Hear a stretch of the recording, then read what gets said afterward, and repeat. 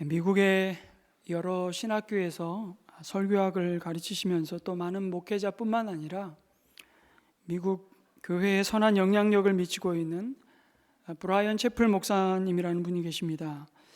저도 이분의 책을 설교학을 공부하면서 필독서로 읽어야 됐기에 이분의 그리스도 중심적 설교라는 책을 통해서 굉장히 많은 도전과 지금도 계속 또 가르침을 깨우침을 주는 책이기도 한데요.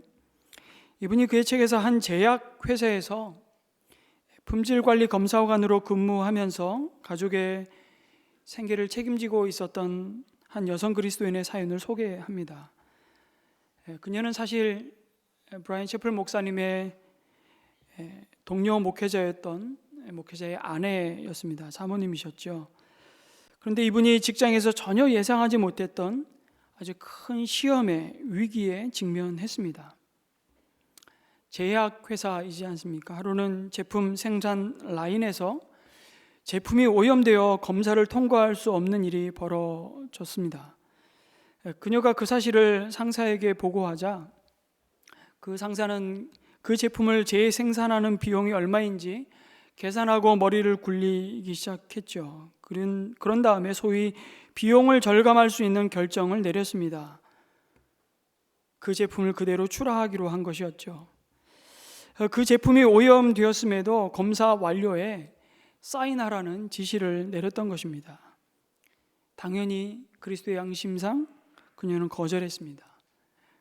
그런데 공교롭게도 그때가 마침 누군가가, 저도 이 내용을 예전 기사에서 보았는데, 타이레놀 제조사에 타격을 입히려고 캡슐에 청산가리를 넣어서 7명이 목숨을 잃은 아주 끔찍한 사건이 발생한 지 30년이 지나서 경찰이 바로 그 범인을 체포했다는 뉴스가 막 보도되기 시작한 때였던 것이죠.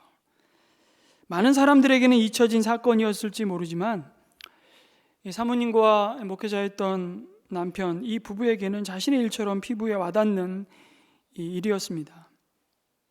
정부의 규제 방침에 따라서 그 검사 완료에 사인할 수 있는 사람은 그 담당자인 그녀밖에 없었습니다. 그렇게 해서 그 제품은 제때 출하될 수가 없었죠. 문제는 그 다음부터였습니다.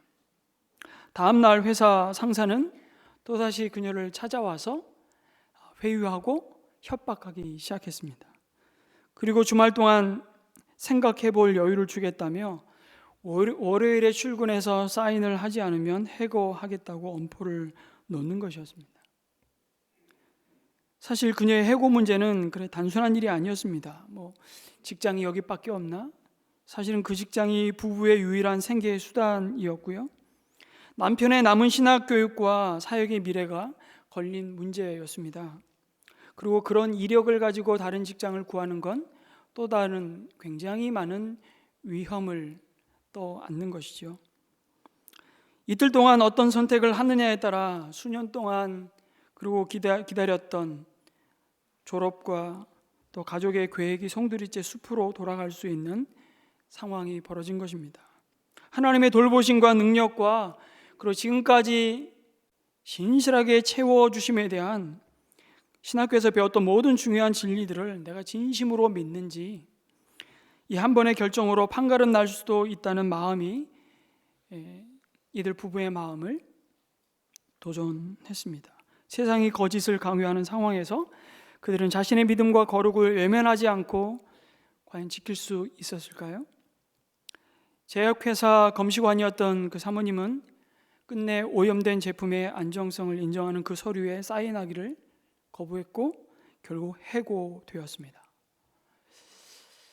이런 공경에 처해본 경험은 비단 이 부부만이 아닐 것입니다. 하나님의 백성들은 시대를 막론하고 하나님을 향한 순전한 그 믿음의 결단과 헌신을 타협하도록 강요받고 있죠. 우리 모두가 이런 압박을 받을 것입니다. 상황만 조금씩 다를 뿐이지 어떤 그리스도인도 예외일 수 없다는 것을 다니엘서는 보여줍니다. 그녀는 선한 양심을 따라 하나님 앞에서 행한 믿음의 선택으로 풀무불의 용광로에 던져졌고 장렬하게 불태워졌습니다. 우리가 묻고 싶은 것은 이것입니다. 그렇게 그녀의 삶은 실패한 것일까요? 어쨌든 해고되었으니.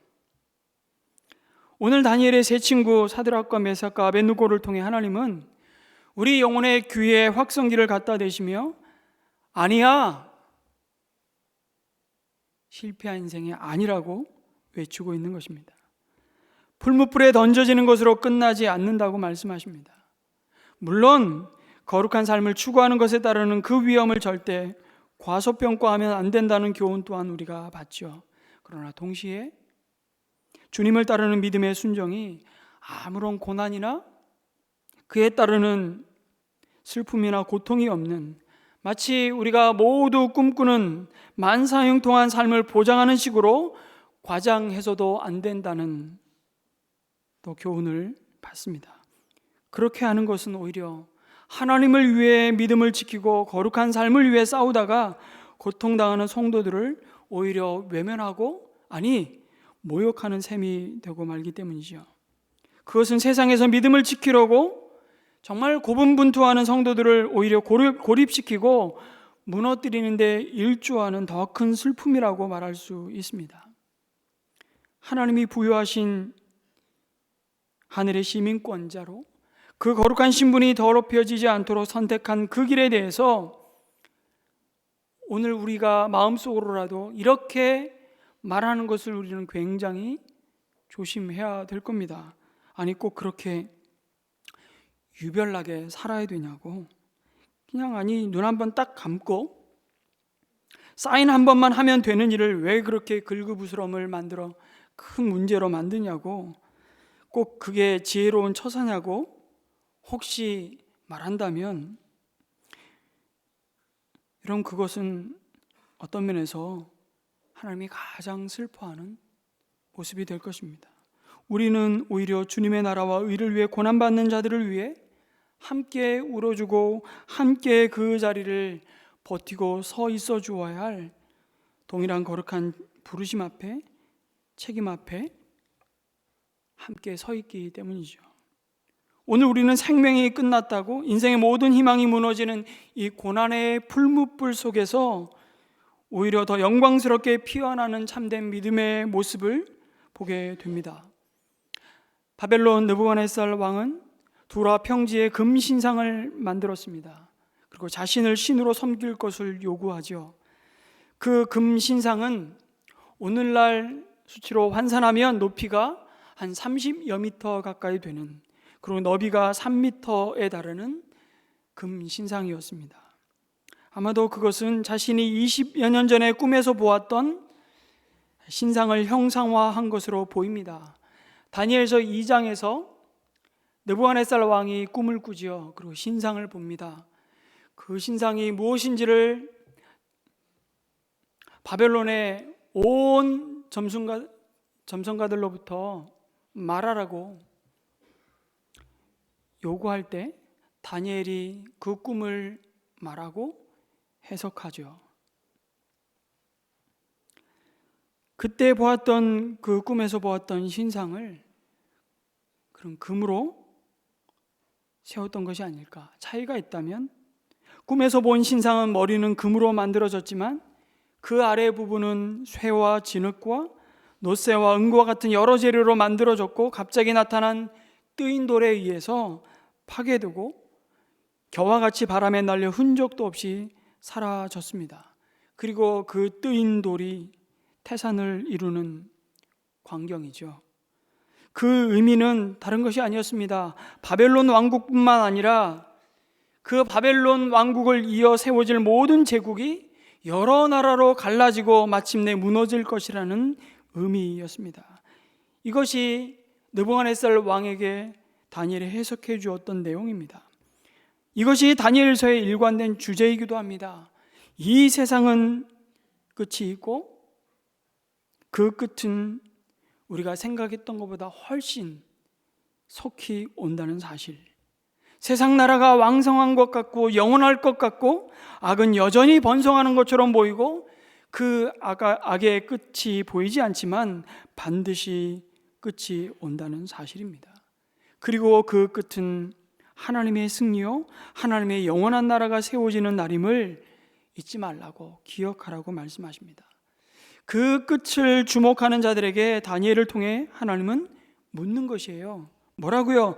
그 끝날에 너는 어느 편에 서 있을래? 마지막 날에 이기는 자의 편에 서야 되지 않겠냐고. 그리고 그 이기는 편은 하나님의 편밖에 없다고 말씀하십니다.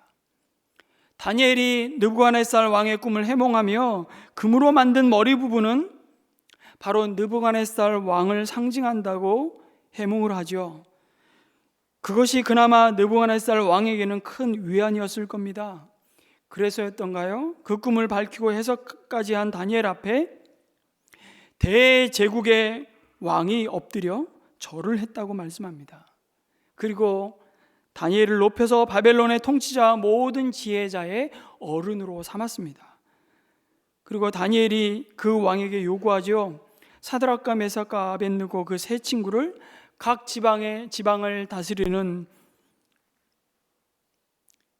사람으로 임명해달라고 왕에게 요구하고 왕은 그 요구를 들어줍니다.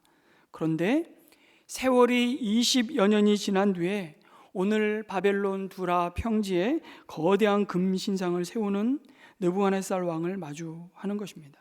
그 사이에 어떤 일이 벌어졌을까요? 여러분, 이 꿈을 해몽하고 다니엘과 세 친구가 사로잡혀 오던 때는 BC 605년 혹은 606년입니다. 그게 1차 바벨론 포로로 사로잡혀 오던 때였고 18년, 정확히는 18년, 조금 더 잡으면 20여 년의 세월이 지난 뒤에 드디어 남유다 하나님의 언약의 백성은 예루살렘 성이 무너짐과 동시에 멸망하고 맙니다. 이 금신상이 세워진 때가 바로 BC 586년 하나님의 언약 백성이 예루살렘 성이 무너진 것을 보고 남유다가 멸망한 때이죠. 느부갓네살 왕의 입장에서 보면 그동안 제국은 오히려 더욱 승승장구했습니다. 그리고 왕은 더욱 확신을 가지고 제국의 영원한 미래와 흔들리지 않는 왕조를 위해 신상을 만듭니다. 그리고 그 신상을 머리끝부터 발끝까지 금으로 가득 채웠습니다. 마치 다니엘의 꿈이 틀렸다는 것을 증명이라도 해보려는 듯 자신의 왕국만큼은 결코 무너지지 않을 것이라고 시위하는 것처럼 보입니다. 그러나 그것은 느부갓네살의 마음을 사로잡고 있는 것이 오히려 두려움이었다는 반증일 것입니다. 그래서 더욱 자신의 권세에 집착하죠. 자신의 위엄과 영광을 온 세상에 드러내고 자신이 정복했던 각 민족과 언어와 문화를 가진 제국의 모든 백성들이 자신의 발 아래 있음을 과시하는 신격화 작업이 시작된 것입니다. 어디 이때만 이랬을까요? 아니, 멀지 않은 지난 세기 2차 세계대전 일본의 군국주의와 히틀러 나치당은 이보다 더한 선동과 히틀러가 메시아라고 외쳤고 하일 히틀러를 외치면서 히틀러가 아리안족이 이 세상을 구원할 것이라고, 여러분 인터넷에 보면 그 전당대회인가요? 그 전당대회를 준비하기 위해서 얼마나 놀랍게 회중들을 사로잡고 있는 장치들이 동원됐는지를 우리는 보게 됩니다. 고대 왕만 이렇게 한 것이 아니라 모든 절대 왕정을 비롯해서 제국이 동일한 길을 걸어갔던 것이죠. 여러분, 하일 히틀러 하면서 여러분 그 자세 아시죠? 이 하일 히틀러를 외치는 그 수많은 군중들 사이에 팔짱을 끼고 있는 한 사람을 목격하게 됩니다. 하나님 한 분만이 예배 받으실 분이라는 고백을 했던 독일 고백교회 그리스도인이었습니다. 지금 히틀러를 메시아로 예배하고 있는 그 군중들의 그 거대한 도도한 흐름 속에 정하고 있는 한 명의 그리스도인을 우리 목격하게 됩니다. 바로 그 한 사람, 사드락과 메삭과 아벤노고와 같은 그 시대의 사람들, 남은 자들을 하나님은 언제나 일으켜 세워주셨죠. 여러분, 일제강점기에 마을마다 관공서마다 신사를 세워놓고 동일한 시간에 음악을 알리고 모든 신사 앞에 절하게 만들었습니다. 이것은 국민 의례일 뿐이라고. 그러나 그것은 국민 의례가 아니라 천황을 신으로 받드는 예배였기에 많은 성도들은 그것을 거부했고, 그 신사 참부의 거부로 말미암아 많은 성도들이 옥고를 치르고 많은 순교자들, 주기철 목사님을 비롯해서 많은 순교자들을, 그 순교의 피를 이어받은 한국 교회, 그 신앙을 이어받은 우리의 모습을 생각할 때 그 결코 먼 이야기가 아니라는 것을 우리는 보게 됩니다. 하물며 절대 제국, 절대 왕의 절대 권위 앞에 모든 악기 소리가 울려 퍼질 때 모든 바벨론 제국의 신하들에게 금신상 앞에 절하도록 명령하는 이 명령에 어떻게 거부할 수 있었을까요? 명령에 불순종할 시에는 즉각 풀무불에 집어넣으라는 또 다른 명령이 내리시죠. 아마 금신상을 만들 때 사용했던 큰 화덕을 아마 그대로 두었던 것으로 보입니다. 그러나 사드락과 메삭과 아벳노고는 하나님 한 분 외에는 일절 다른 신을 섬기지 말며 우상에게 절하지 말라는 그 하나님의 명령에 순종하고자 절할 수 없었습니다. 그것은 타협할 수 있는 문제가 아니었습니다. 금신상에게 절하는 것은 단순히 존경의 표현을 담은 국가 의례가 아니었습니다. 그것은 명백히 하나님이 가장 싫어하시는 우상에 대한 예배의 행위였기 때문이죠. 모든 바벨론 사람들은 신상 앞에 절을 했을 겁니다. 그것은 왕이고 신으로 숭배되는 가장 중요한 의식이었고, 그것을 통해 바벨론 사람들은 일사불란하게 제국의 힘과 질서에 순응하도록 움직였을 겁니다. 제국의 안정과 질서를 유지하고 절대 권력을 강화하는 너무나도 중요한 통치 수단이었던 것이죠. 여러분, 더군다나 왕이 친히 공포하고 복종을 요구한 신상에 절하는 일은 그 어떤 경우에도 타협이나 예외가 있을 수 없었습니다. 제국 전역에서 모여든 수만 명의 귀족들과 관리들이 모든 악기들이 동원한 압도적인 소리에 맞춰 그 금신상을 향해 이마가 땅에 닿도록 엎드렸습니다. 그런데 사드락 메삭 아벳느고만 뻣뻣이 서 있는 그 광경을 한번 여러분 상상해 보십시오. 그들은 풀무불에 던져진 것이 아니었으나 사실은 이미 풀무불 속에 들어가 있는 것과 다름없었습니다. 그 기회를 절대 놓칠 리 없는 바벨론의 점성가들은 신상 앞에 절하지 않은 다니엘의 세 친구들을 왕께 고발하지요. 그것은 시기와 질투에서 비롯된 그들을 향한 모함의 성격을 가지고 있었습니다. 왕의 꿈을 해몽하는 과정에서 전혀 힘을 쓰지도 못했고, 이미 왕의 신뢰를 잃어버린 그들로서는 그것을 만회할 방법에 골몰했을 겁니다.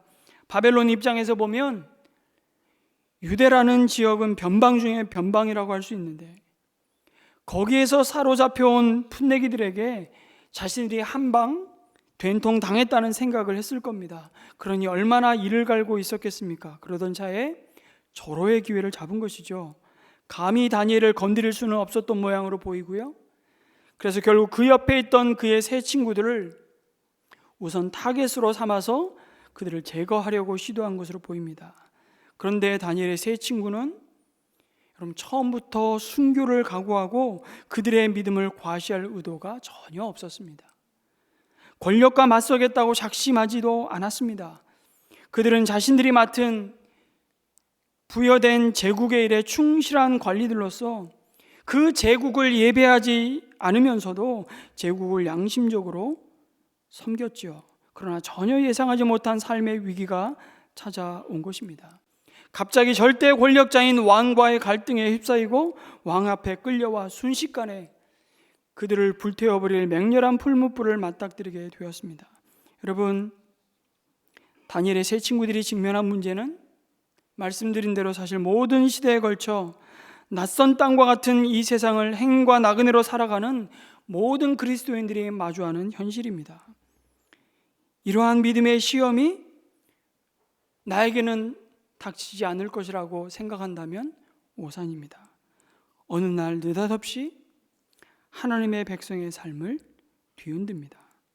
여러분, 요셉이 애굽의 총리가 되어서 가나안에 임한 대기근을 피해 야곱의 가족들이 고센 땅에 정착했죠. 그곳에서 이스라엘 가문은 하나님의 약속대로, 아브라함에게 약속하신 대로 큰 가문을 이루었습니다. 하지만 요셉을 알지 못하는 새 왕이 일어나 애굽을 다스리는 순간 정말 특별한 손님이었던 그들의 신분은 하루아침에 인종학살의 위협 속에서 착취를 당하는 노예의 신분으로 전락하고 맙니다. 왕의 총애를 받던 궁정 음악가였고요, 여러분, 이스라엘을 대표해서 하나님을 모독하는 골리앗을 쓰러뜨렸던, 그래서 이스라엘과 사울왕과 왕조의 위신을 높였던 다윗은 여러분, 순식간에 날아오는 창을 피해 도망하는 난민 신세가 되고 말았습니다. 어디 그뿐입니까? 예루살렘 성을 입성하시는 예수님을 종려 나무가지를 흔들며 호산나 호산나 다윗의 자손으로 오시는 이여, 그렇게 환호하던 군중이 바로 그 같은 주말에 이르러서는 그분을 십자가에 못 박으라고 돌변하고 맙니다. 한 시대의 기독교 선교사를 환영했던 국가들이 얼마 지나지 않아 그들을 맹렬하게 박해하기 시작하고 지금도 박해하고 있습니다. 가장 민주적이고 인권을 보호하고 보장하는 여러분, 미국을 비롯한 서구 사회에서 원래 인종적인 혐오와 폭력과 선동을 처벌하기 위해 만들어진 그 법률들이, 평등에 관한 법안이 이제 변하고 있는 사회의 성문화와 규범에 관해 자신의 양심에 따라, 믿음의 양심에 따라 행동한다는 이유로 그리스도인들을 처벌하는 데 사용되고 있습니다. 우리도 멀지 않았습니다. 오랜 역사 속에서, 그리고 세계 대부분의 지역에서 많은 그리스도인들은 위협과 불관용 속에서, 다양한 박해 속에서 살아왔고 지금도 살아가고 있습니다. 모든 시대마다 세상 속에 사는 그리스도인들 앞에 맹렬히 타는 풀무불이 놓여져 있습니다. 그것은 성도의 믿음을 흔드는 큰 시험일 것입니다. 그런데 그 시험의 한복판에서 사드락과 메삭과 아벳느고는 어느 신이 너희를 내 손에서 구해낼 수 있겠냐고 위협하며 그들의 생사 여탈권이 자기 손에 있다고 말하는 왕에게 단호하게 응수하죠. 16절의 말씀을 다시 한번 같이 읽겠습니다. 시작. 이 일을 두고서는 우리가 임금님께 대답할 필요가 없는 줄 압니다.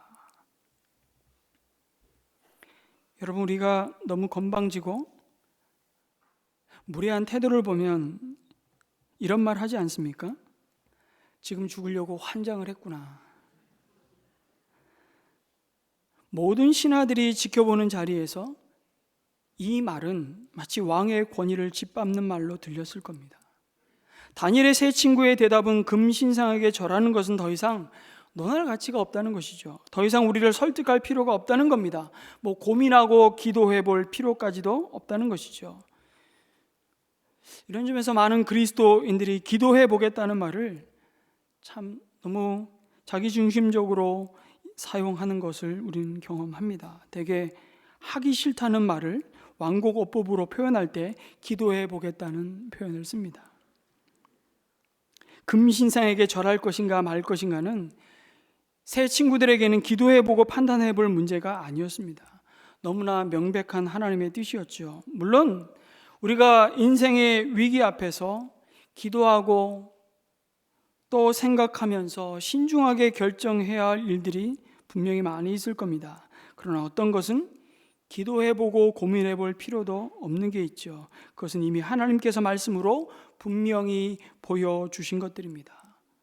너희는 서로 사랑하라. 여러분, 기도해볼 필요가 없습니다. 사랑해야 됩니까? 아니면 원수를 죽여야 됩니까? 기도하지 마세요. 말씀에 나와 있단 말이죠.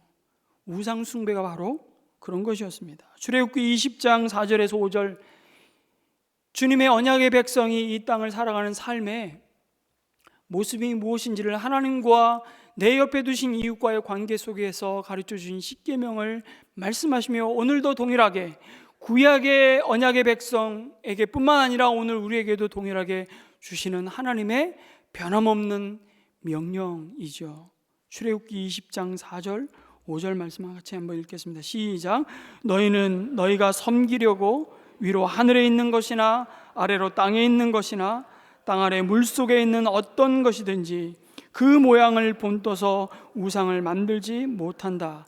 너희는 그것들에게 절하거나 그것들을 섬기지 못한다. 나 주 너희의 하나님은 질투하는 하나님이다 라고 말씀해 주셨습니다. 하나님이 이렇게 분명히 보여주신 뜻에 대해서는 고민해 볼 필요도 없는 것이죠. 그냥 순종하면 되는 겁니다. 믿음의 새 용사는 비겁하게 돌려 말하지 않았습니다. 그리고 풀무불에 이 육신이 던져지더라도 금 신상에 절하지 않겠다고 말합니다. 왕의 회유를 거부하죠. 살아계신 하나님이 자신들을 구원하시겠지만 그렇게 하지 않으실지라도 우리는 왕의 신들을 섬기지 않을 것이며 왕이 세운 금 신상에도 절하지 않겠다고 말합니다. 이 놀라운 믿음에도 불구하고 그들은 결국 불타는 풀무불에 들어갑니다. 여기서 우리가 붙들어야 할 믿음의 참 모습이 무엇인지를 생각해 보게 되는 것입니다. 여러분, 진짜 참된 믿음, 그것은 시련의 유무로 그 믿음을 판단해서는 안 된다는 사실입니다. 시련이 있고 없고에 따라서 하나님을 온전히 신뢰하면 원하는 것을 다 이룰 수 있다고 말하면 정말 믿음이 좋은 사람처럼 보일지는 모르겠지만 이런 말이 아무리 그럴듯하게 보여도 정말 그것이 우리에게 요구하시는 참된 믿음인지는 성경 말씀을 통해서 그렇게 가르치고 있는지는 확인해 보아야 합니다. 남들이 감히 흉내내는 것조차 버거운 그 남다른 확신과 열정을 가지고 특별한 확신이 성경에 말하는 믿음이라면 죄송합니다. 오늘 읽은 다니엘서 3장 말씀은 건너뛰어야 합니다. 그리고 6장도 건너뛰어야 될 거예요. 아마 읽을 수가 없어요. 우리가 겪는 모든 고통과 고난과 어려움은 그런 확신이 없어서 생기는 결과가 되고 말기 때문이죠. 그리고 앞으로도 절대 잘못될 일이 없고 망할 일이 없고 내가 기대하는 것과 다른 일은 일어나지 않을 것이라는 그런 굳건한 확신을 가질 가능성이 별로 많아 보이지도 않기 때문입니다. 물론 사드락과 메삭 아벳느고는 남다른 하나님을 향한 믿음과 담대한 용기로 금 신상의 절하기를 거절함으로 그들의 믿음을 증명했습니다. 그리고 히브리서 11장은 그들이 믿음으로 불 가운데로 지나갔다고 그들의 믿음을 칭찬하죠.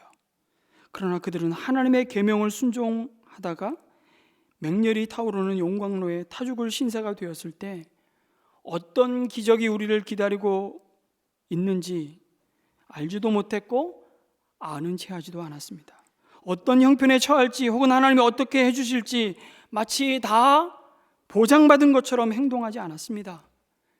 그들을 능히 건져주실 하나님을 믿었지만 18절의 말씀을 다시 읽어보면 비록 그렇게 되지 않더라도 우리는 임금님의 신들은 섬기지도 않고 임금님이 세우신 금신상에게 절을 하지도 않을 것입니다. 굽어 살펴 주십시오라는 말을 덧붙입니다.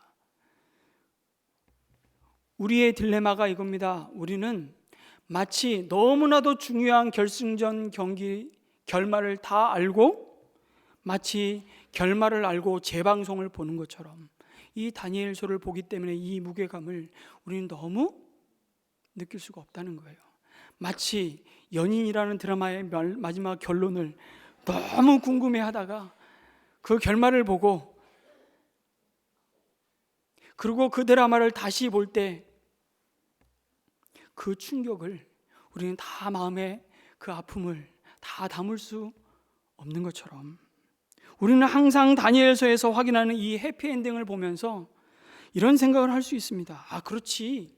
하나님의 뜻대로 순종했더니 요즘처럼 불경기 속에서도 사업이 척척 풀리고 기대도 안 했는데 막 수주가 이루어지고 하나님 뜻대로 순종했더니 정말 지긋지긋하게 말도 안 듣고 방황하던 자식이 집에 돌아오고 성적은 바닥이었는데 떡하니 좋은 대학에 척척 붙고 남들은 다 죽는다는데 병이 나았다고. 물론 그러면 좋죠. 그렇지만 여러분 생각대로 안 풀릴 때 여러분 어떻게 하시겠습니까? 목숨을 걸고 순종했는데 내 각본대로 하나님이 응답해 주지 않으신다면, 고통은 계속된다면 어떻게 하실 겁니까? 그 믿음이 없다는 증거일까요? 여러분, 다니엘의 세 친구는 거기까지도 하나님께 맡긴 겁니다. 세 사람은 말과 행동으로 풀무불 속에서의 참된 믿음이 무엇인지 우리에게 가르쳐 주었습니다. 그것은 자신들이 원하는 흔들림 없는 자기 신념에 근거한 확신이 아니라 여전히 세상을 주관하시는 그 하나님에 대한 확신이 그들의 믿음이었다고. 우리가 모르는 것을 그분은 여전히 아시며, 우리가 예측할 수 없는 것을 주님은 계획하셨고, 우리 생각이 미치지 않는 방법으로 영원한 생명을 주시는 분임을 확신했습니다. 우리는 우리의 확신과 우리 마음의 확신이죠. 그렇게 될 줄 믿습니다. 여기는 믿습니다 이러면 안 돼요. 믿습니다 해야 돼요. 그 신념을 신뢰하는 것이 우리의 믿음이 아니에요. 우리의 믿음은 하나님을 신뢰하는 것입니다. 그래서 하나님의 말씀은 도대체 우리가 무엇을 믿어야 할지, 정말 우리의 믿음을 분별하려면 우리 내면을, 우리의 마음의 상태를, 우리 마음의 굳건한 확신을 들여다 보라고 가르치지 않습니다. 우리가 정말 믿음을 가지기 위해 더욱 열심을 내야 한다고도 가르치지 않습니다. 믿음은 오직 그 모든 상황 속에서도 언제나 하나님은 선하십니다. 하나님은 언제나 옳으심을 신뢰하는 것입니다. 그런데 자꾸 믿음의 대상이 아니라 우리 마음의 확신을 의지하는 경우가 얼마나 많은지 모릅니다. 다니엘의 세 친구는 그들에게 닥친 믿음의 큰 시험 앞에 전적으로 자신들의 신념을 확신하는 자리가 아니라 하나님 한 분만을 신뢰하는 믿음으로 승리하였다고 우리에게 말씀합니다. 여러분, 예수 그리스도를 믿는 믿음은 감정을 믿는 게 아닙니다. 감정은 어제의 내 감정, 오늘 나는 믿지 못합니다. 오늘 아침 내 마음이 저녁에 내 마음이 아닙니다. 그 감정은 변하게 마련입니다. 뜨거워도 바로 식을 수 있습니다. 이 예배당 문을 나서는 순간 여러분이 그래도 하나님이 주신 은혜의 감동이 있었다면 그 감동도 오래가지 못합니다. 사드락과 메삭과 아벳느고는 뜨거운 믿음으로 마음에 불타지 않았습니다. 성경 본문 어디에도 세 사람 중 누군가가 이복의 친구들, 저 맹렬한 풀무불 속에 당당하게 들어가자, 이 멋지지 않겠어? 그렇게 말한 내용이 없습니다. 그들은 풀무불에 들어가는 것을 자랑스럽게 생각하지 않았습니다. 다만 그들에게는 하나님을 믿는 믿음이 충만했습니다. 그분의 살아계심을 믿었고, 그들을 산채로 불태워 죽이겠다는 느부갓네살의 협박에도 하나님의 선하신 보호하심을 믿었던 것이죠. 그들이 죽지 않고 살아난다면 하나님이 함께 하셨음을 그들의 눈으로 확인하게 될 것이었습니다. 그들이 죽더라도 여전히 하나님이 그들과 함께 하셨음을 신뢰했던 것입니다. 진정한 믿음은 우리 믿음의 확신을 믿는 신념의 크기에 대한 믿음이 아니라 하나님에 대한 믿음이기 때문입니다. 그렇게 다니엘의 세 친구는 평소보다 7배나 뜨거운 풀무불에 던져졌지요. 그 상황을 아주 자세히 묘사합니다. 그 세 사람을 결박하여 풀무불에 던져 넣고자 했던 자들까지 태워 죽일 만큼 극렬한 풀무불이었다고. 그러나 그 불이 능히 그들의 몸을 해하지 못하였고, 머리털도 그을리지 아니하였고, 겉옷빛도 변하지 아니하였고, 불탄 냄새조차도 없었다고 증거합니다. 그들의 믿음 가운데 인류 역사 속에 전무후무한 놀라운 기적이 일어났습니다. 그 기적 속에서 우리를 주목하게 하시는 말씀이 무엇입니까? 그 극렬한 풀무불에 던져진 자는 세 사람인데 그 자리에 네 사람이 거닐고 있다는 사실이었습니다.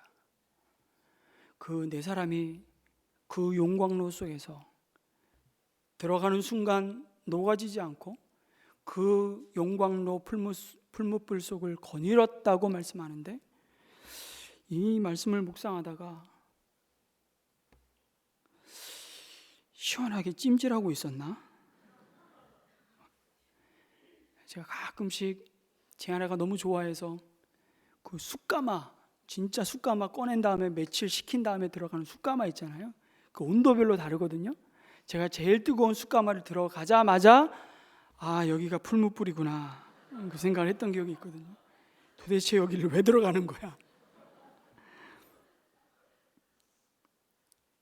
그 풀무불 속에 넷째 사람의 모습은 신의 아들과 같다는 말을 누가 합니까? 느부갓네살의 입을 통해 증거하십니다. 그리고 느부갓네살 왕이 그것을 보았다고. 많은 성경학자들은 이 네 번째 사람이 육신을 입고 이 땅에 오시기 전에 구약 시대에 잠깐 나타나시곤 사라지셨던 성자 하나님이실 것이라고 봅니다. 저는 천국 가면 물어보고 싶어요. 그때 다니엘의 세 친구와 풀무불에 함께 있었던 그 사람이 주님이십니까? 그렇다면 결국은 주님은 그들과 함께 하셨던 것입니다. 우리는 인생의 풀무불 앞에서 그리고 그 속에서 고통스럽게 부르짖습니다. 하나님이 어디 계시냐고. 하나님은 우리의 파산도 막지 못하셨습니다. 가족의 죽음도 막지 못하셨고 지난주도 우리 공동체는 5가정의 장례를 치렀습니다. 왜 하필이면 지금입니까? 하나님 그 거친 호흡을 내쉴 때 하나님 어디 계셨습니까? 너무 우리 가족을 사랑한 마음, 사랑한 나머지 우리는 하나님 앞에 단식하죠. 사랑하는 자식의 실패도 장애도 막지 못했습니다. 왜 이 상황을 가만히 지켜만 보시냐고 소리 지르죠. 하나님 도대체 뭐하고 계시냐고. 그러한 삶의 자리가 우리의 실수이든 우리의 연약함이든 우리의 죄악 때문이든 아니면 주님의 나라와 의를 구하며 핍박받는 자리이든 그 모든 순간은 예외 없이 정말 피하고 싶고 벗어나고 싶고 그래서 우리는 절규합니다. 바로 그때 주님은 다니엘의 세 친구, 이어지는 다니엘의 삶과 그 모든 환상을 통해 말씀하시죠. 그 풀무불 속에 너희와 함께 있었다고 말씀합니다. 견고한 믿음의 소유자였던 그리고 젊은 나이에 광산에서 부상을 입은 전직 광부가 있었습니다. 그는 몸을 움직일 수 없는 장애로 평생을 살아야 했는데요. 세월이 흐르면서 그는 침대 옆에 있는 창문으로 세상을 내다보았습니다. 자기 또래의 남자들이 성공해서 일가를 이루고 할아버지가 되는 모습들을 지켜보았습니다.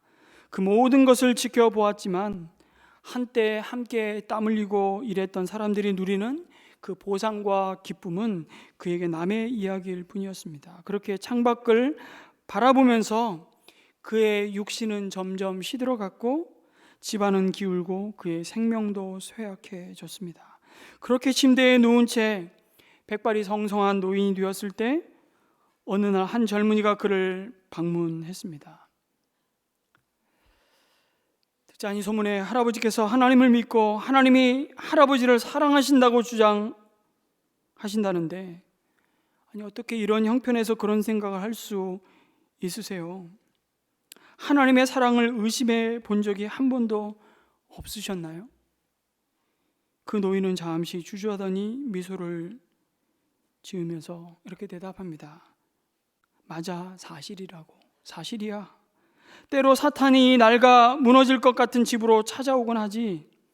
지금 자네가 앉아있는 침대 옆에 바짝 붙어 앉아있곤 하지.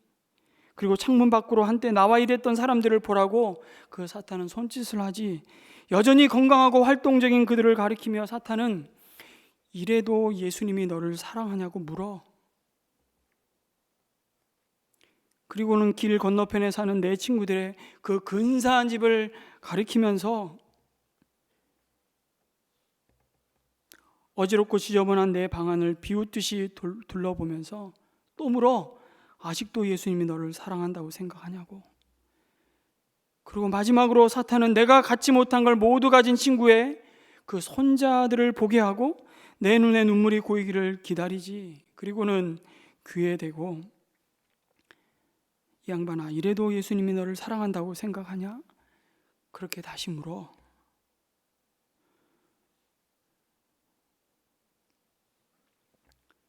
사탄이 그런 식으로 물으면 할아버지는 뭐라고 대답하시나요? 젊은이가 마지막으로 물었습니다. 그러자 노인이 이렇게 대답하는 것입니다. 나는 사탄의 손목을 잡고 골고다 갈보리라고 하는 언덕으로 이끌고 간다네. 그리고 그곳에서 가시로 짓이겨진 이마와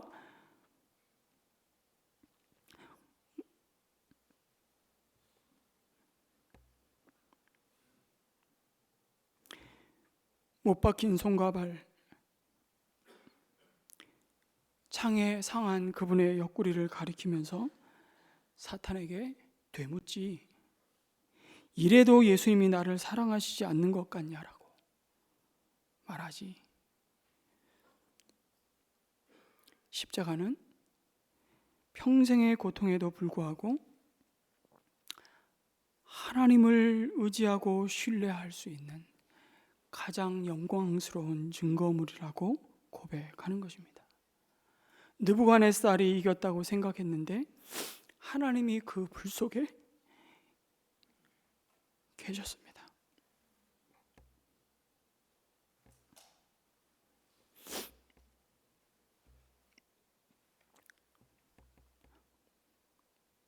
우리는 왜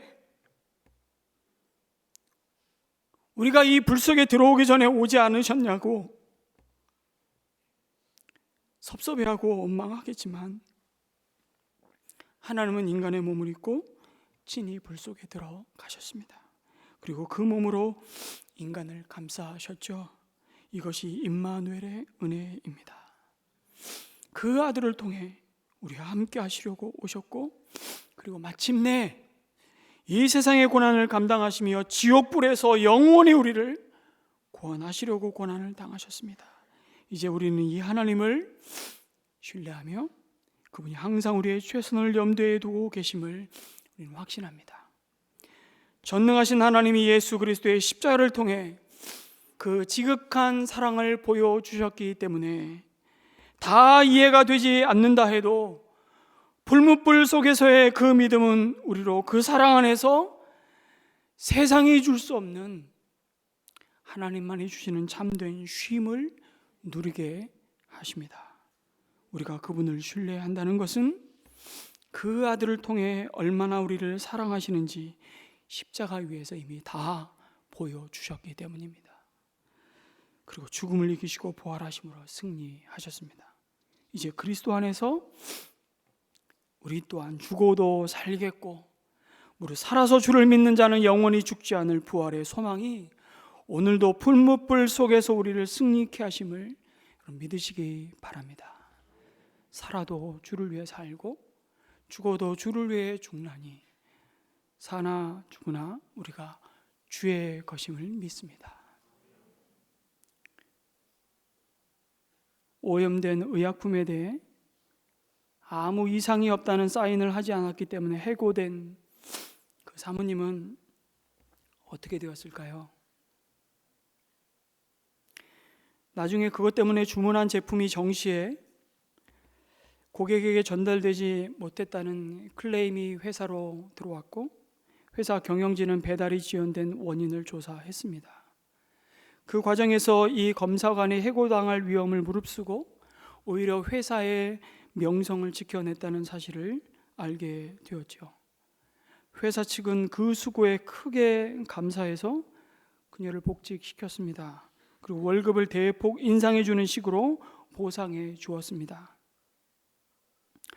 또 해피엔딩이야. 제 마음속으로 이런 생각이 들었어요. 이거를 읽는데 아니 그냥 그 좁은 길에서 더 많은 사람들은 건짐을 받지 못했던 히브리서 11장을 보십시오. 더 많은 사람들은 불구덩이에서 건짐받지 못하고 톱으로 켬을 당하고 광야에 유린했지만 그들은 그들의 믿음으로 예수 그리스도를 증거한다고. 어쩌면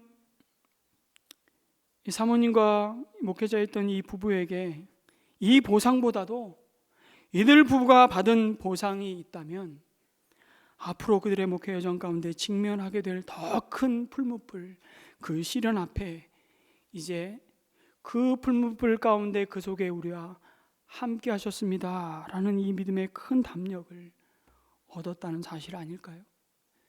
그 사실이 우리의 믿음의 고백이 되기를 주님의 이름으로 축복합니다. 아멘.